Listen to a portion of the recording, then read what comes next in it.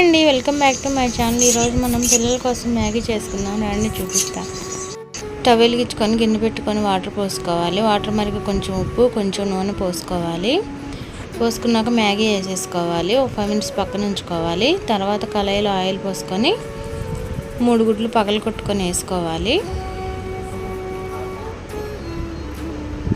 వేసుకున్నాక కొంచెం ఉప్పు కొంచెం పెప్పర్ వేసుకొని కలుపుకొని బాగా పక్కన పెట్టుకోవాలి.